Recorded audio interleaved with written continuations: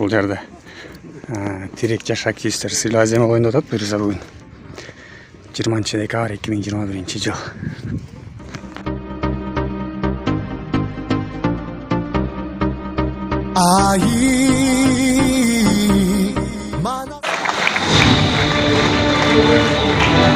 Өндіру, спорттық, қайырымдылық, туризм және басқа іс-шараларды ұйыштыру, Қарабалық районының жастарын активдік, таза, епілік және қайырымды болуға тиіс.